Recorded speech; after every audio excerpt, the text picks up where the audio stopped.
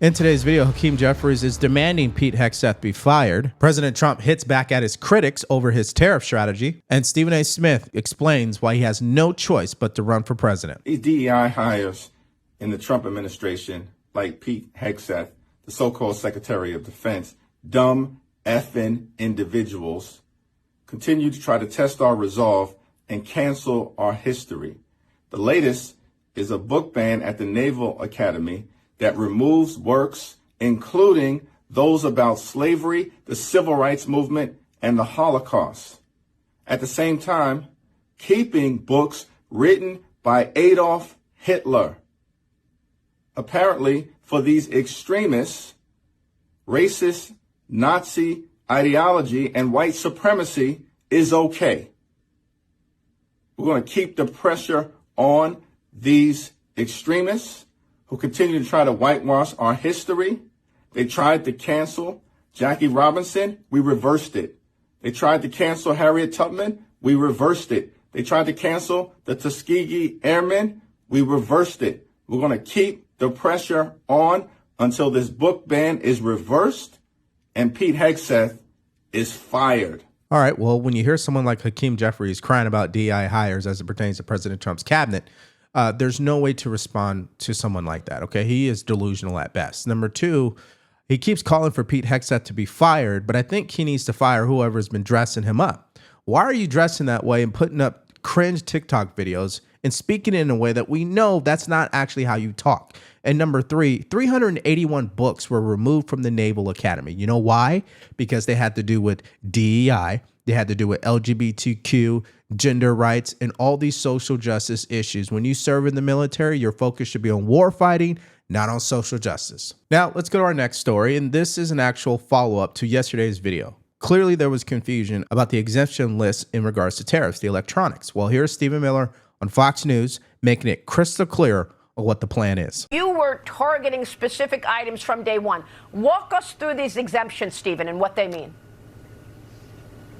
Yes, this is just another great example of how President Trump had a detailed plan from the beginning that's being executed exactly as directed. And unfortunately, some in the media are deliberately misportraying that plan. The original 20% IEPA, that's the International Emergency Economic Powers Act, for China poisoning our citizens with fentanyl, that 20% rate is and continues to be applied to all imports from China. When the president issued his reciprocal tariffs, our government at the time specifically said that chips and semiconductors, which are critical components of our national security, were going to be dealt with through a separate commerce authority known as a 232. That was always the plan because those components are so essential to our national security. We need to have a separate process for dealing with how to reshore those essential industries. Now, I appreciate exactly the way Stephen Miller is describing this entire trade situation. As a matter of fact, let's just make him the person who speaks about it moving forward. I don't want to hear from Peter Navarro. I don't want to hear from Howard Lutnick. I just want to hear from Stephen Miller, Caroline, or Scott Bessent. I think all three of them can clearly articulate, because we know tariffs are complicated, in a very simple matter for the American people to understand the return on investment with this strategy. That's all the White House needs to do, is the communication part. The premise of what they're doing makes total sense and needs to be done. But if it's not communicated properly, there's going to be mass confusion, especially because we know the media isn't going to do us any favors here.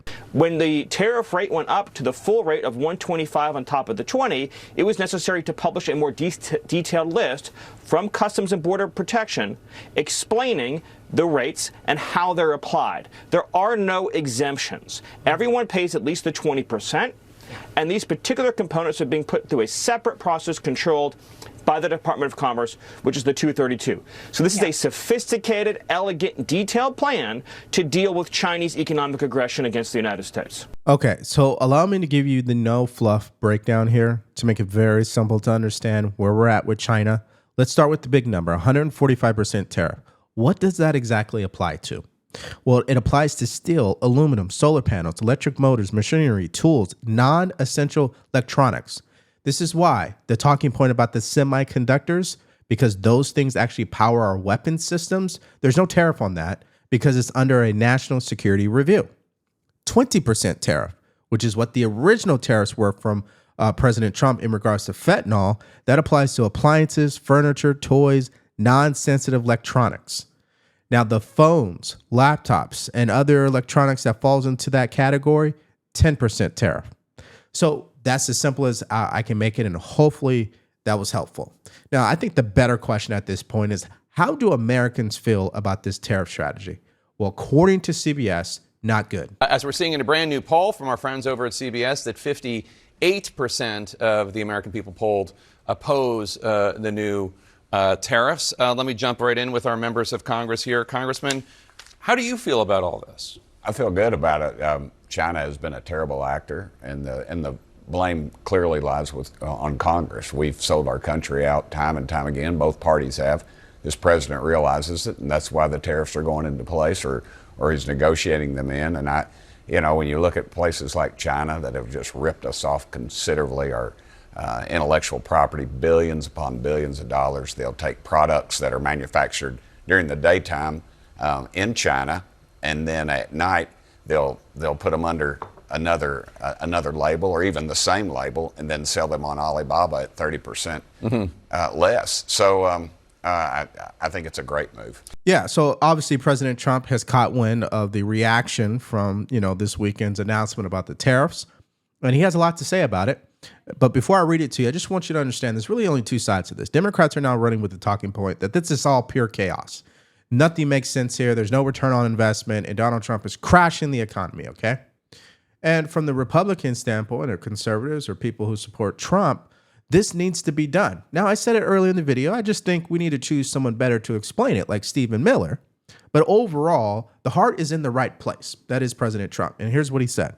Nobody is getting off the hook for the unfair trade balances and non-monetary tariff barriers that other countries have used against us, especially not China, which by far treats us the worst.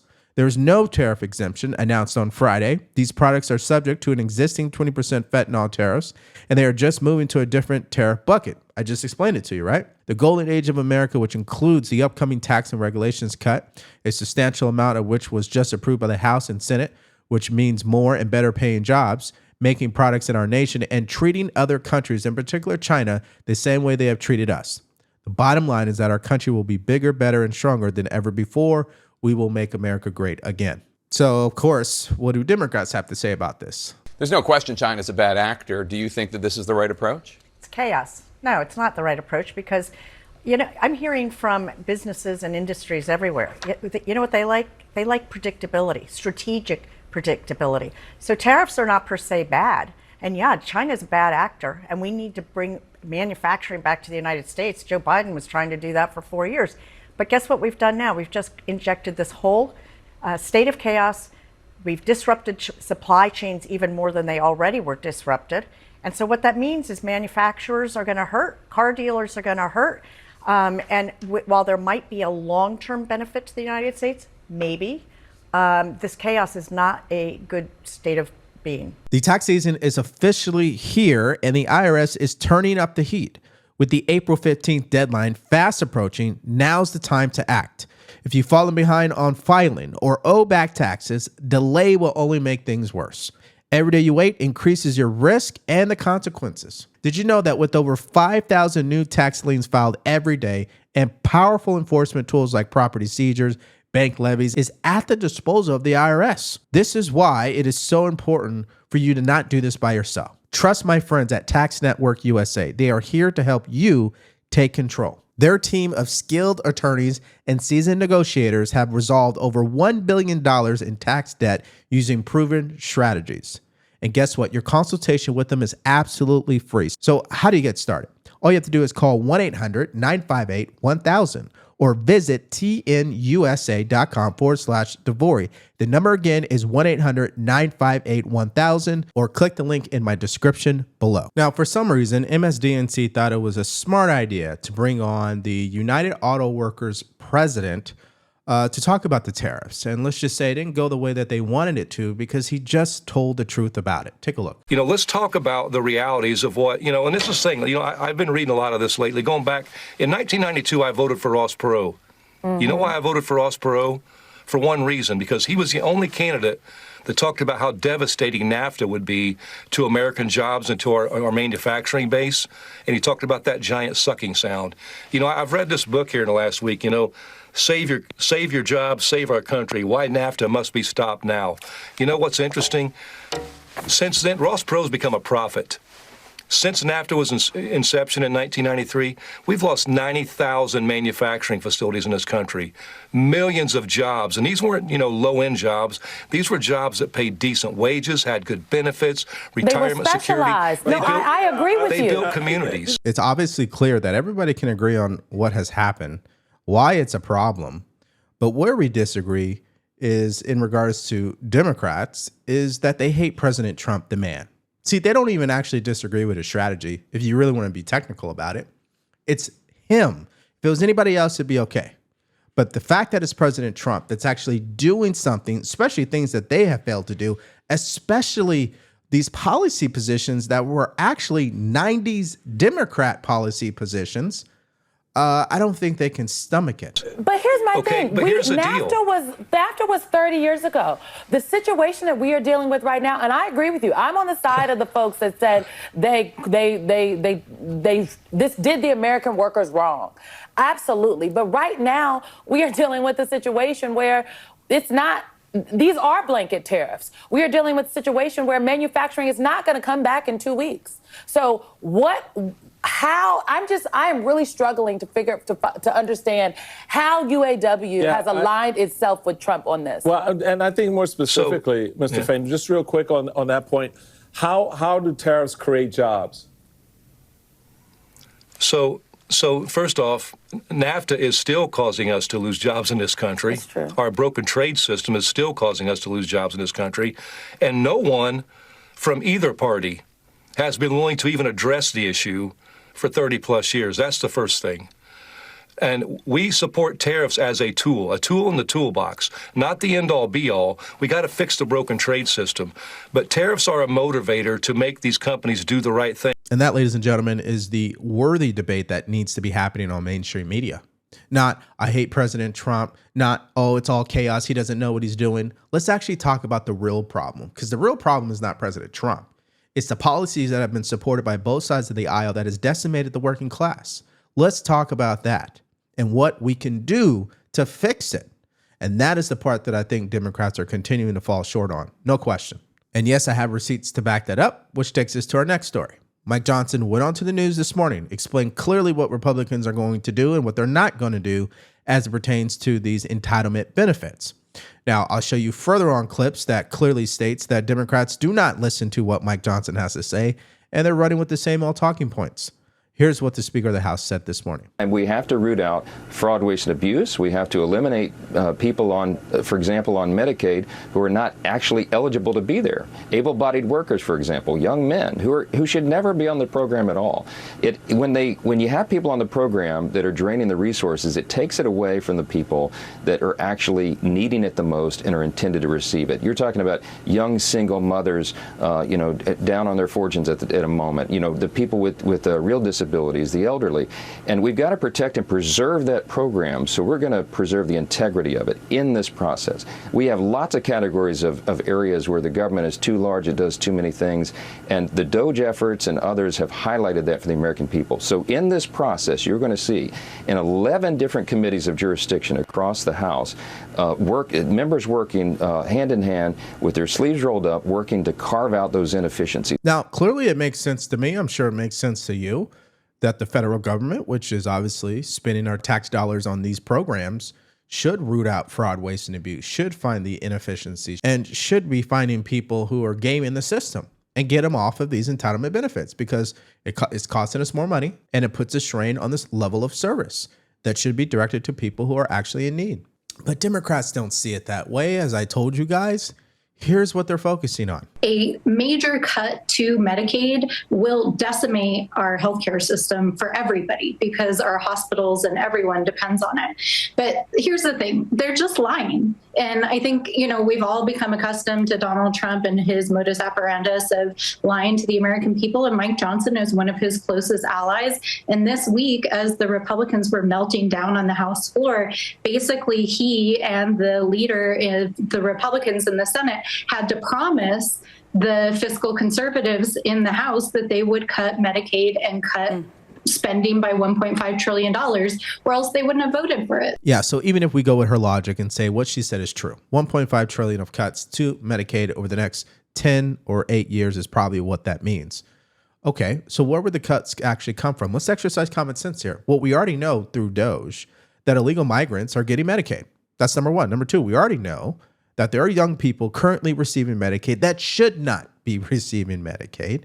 Number three, we also know that there is fraud, waste, and abuse within the Medicaid system. So if you factor all that in, I'm sure we're going to be able to make some substantial cuts without compromising the service and the entitlement that are due to the people who actually should be receiving it. And so, yes, they're still focused on these cuts, but they're also focused on the new hoax or talking point is insider trading investigation needs to take place. Here's Senator Booker saying that this morning. Do you believe that Democrats have any real evidence that anyone in the administration profited off of the president's policies and announcements, or is this just a fishing expedition? Here's the problem with Donald Trump and congressional Republicans is our whole system was designed to have checks and balances. Now, Trump has designed an administration like none we've ever seen before. He is attacking the very agencies that are supposed to have independent oversight of these kind of actions. So we see him hiring people based upon their loyalty, not based upon their expertise. The real group that should be holding investigations and accountability and even just oversight is Congress. But is there any evidence, Senator? Do you think there's any evidence that anyone profited off of these tariffs? There is enough of an offense here. There's enough smoke here that should demand congressional hearings. There's a reason why you can't answer the question, because there is no evidence. Even though they want there to be evidence, they want to be able to say that they're going after President Trump because that's what their voter base demands. And the reason why they demand it is because they've been programmed this way, okay? It's their leaders like Senator Booker who has told the voter base how dangerous President Trump is. So when you continue to speak that way, the voters expect you to be acting like he is the most dangerous thing. So they have to make up stuff in order to prove to their base they're doing something about it. However, the only problem here is when they're making stuff up, which means it's not based in reality or on any facts, that means the results are not going to match what the base wants, which is why we've been seeing them get violent as the days go on. And that's why, ladies and gentlemen, Stephen A. Smith is continuing to make his intentions known that he plans to run because he doesn't have a choice. I saw you mentioned Bill Maher. I saw Steve Bannon was on with Bill Maher, and he was asked what Democrats he worries about. And you know what the only name he mentioned as a Democrat he'd be worried about. So are you really thinking about running for president? Is this something you think? Listen, I have no choice because I've had elected officials, and I'm not going to give their names, elected officials coming up to me. I've had folks who are pundits come up to me. I've had folks that got a lot of money, billionaires and others, that have talked to me about exploratory committees and things of that nature. I'm not a politician. I've never had a desire to be a politician. I just signed a contract extension with ESPN. I am very, very pretty happy good one, too. With my day job. I'm very happy with my boss. This is a pretty damn good one. Just right. It's a pretty damn good contract. I couldn't be happier. But here's the reality. People have walked up to me, including my own pastor, for crying out loud, who has said to me, you don't know what God has planned for you. At least show the respect to the people who believe in you, who respect you, who believe that you can make a difference in this country, to leave the door open for any possibilities 2 to 3 years down the line. And that's what I've decided to do. All right, so I guess do with that what you will. But this is what's going to happen if Democrats continue to go down this road of being so delusional and far left. People like Stephen A. Smith will have a legitimate chance. We don't agree with his policy positions, but what we can say is Stephen A. Smith is like AOC. They're far apart. Now, this takes me to the question of this entire video.